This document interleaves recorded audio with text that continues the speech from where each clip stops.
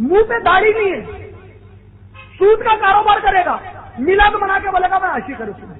ارے کمبخت اماں کا عاشق نہیں ہوا، نبی کا عاشق کیسا ہوتا ہے؟ وہی میں بول رہا ہوں، کوٹ ٹائم چھوٹ نہیں رہا ہے، یہ عاشق رسول ہے. اب یہ تو وہی بات ہوئی نا بھائی، منہ پہ داڑھی نہیں ہے تو اس کا مطلب کیا میلاد نہیں منانا ہے، منہ پہ داڑھی ہے تو نماز نہیں پڑھنا، یہ کیا بات ہے؟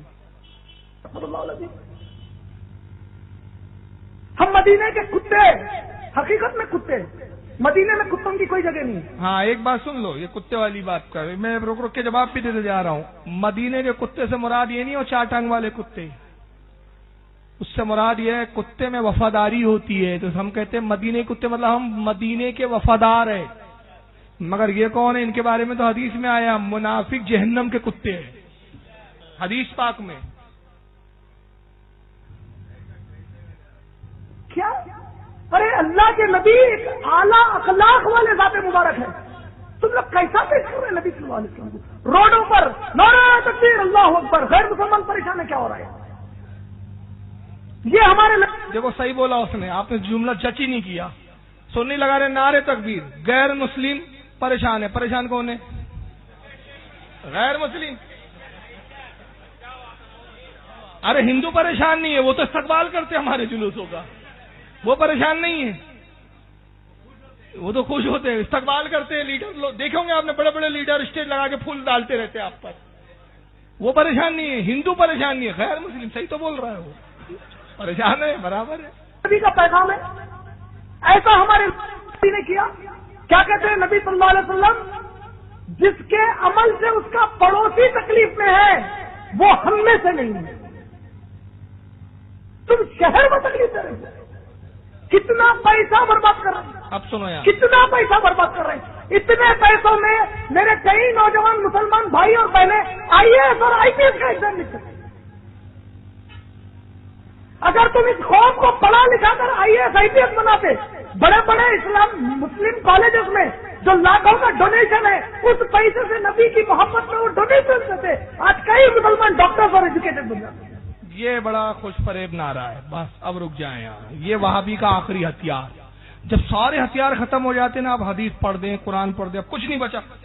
یہ پیسہ فضول خرچ ہو رہا ہے. یہ پیسے میں کنواری عورتوں کے نکاح ہو جاتے، بیواؤں کے نکاح ہو جاتے، غریب بچوں کے نکاح ہو جاتے، لوگ ڈاکٹر بن جاتے.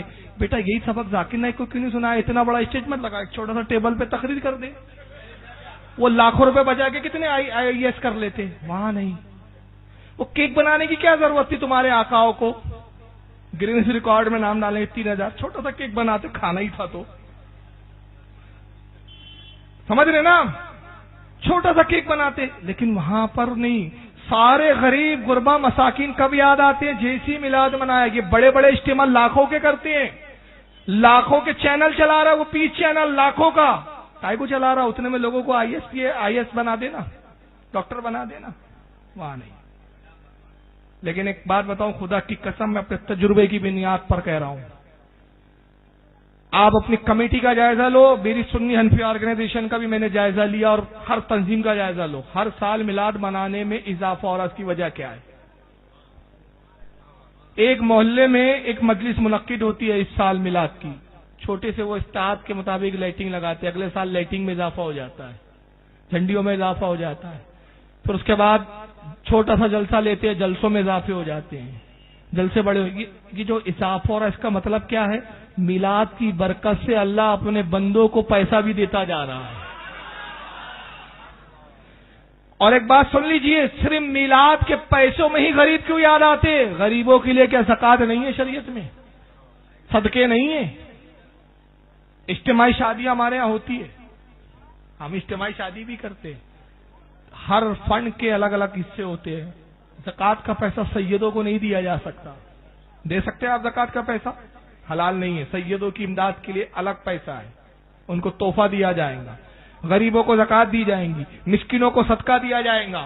اور اللہ استطاعت دے تو اگر ہمارے ہاں اگر کوئی بچہ پڑھنے کے لائق ہے، کمزور ہے، تو ہم اس کی الگ سے مدد کر سکتے ہیں. لیکن یہ کوئی حکم نہیں ہے کہ میلاد بند کرے اور پھر بچوں کو پڑھائیں.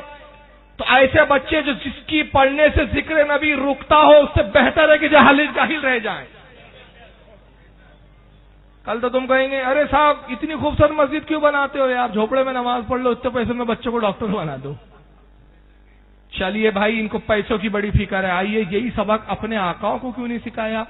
چنانچہ 31 دسمبر کو گزشتہ سال، اب اس سال کیا گل کھلانے والے معلوم نہیں نزدیکی اولادیں، گزشتہ سال 31 دسمبر کو کیا نام ہے اس برج کا، برج خلیفہ جو دنیا کا سب سے بڑا ٹاور ہے، یہ دنیا کا سب سے بڑا ٹاور ہے، یہ برج خلیفہ میں پٹاخوں کا شو ہوا۔ 31 دسمبر کو نئے سال کا انہوں نے جشن منایا ان نزدیکی اولادوں نے، سمجھ رہے آپ کس کا جشن منایا؟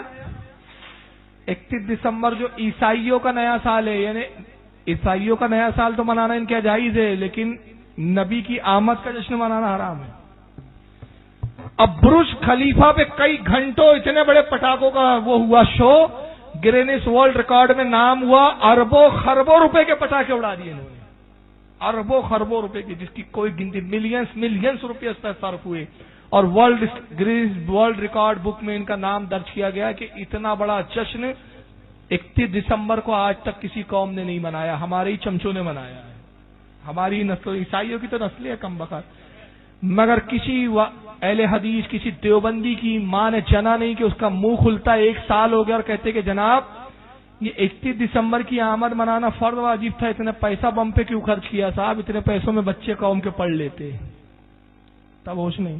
تبلیغی جماعت کو کروڑوں روپے فنڈ آ رہے ہیں، جماعت لے جاؤ بیٹا، 40 دن کے چلے چھٹی کاٹو، وہاں وہ پیسہ بچوں کی پڑھائی کے لیے نہیں آ رہا، سارا پیسہ ان کو بچوں کی پڑھائی کے لیے صرف میلاد النبی میں نظر آتا ہے۔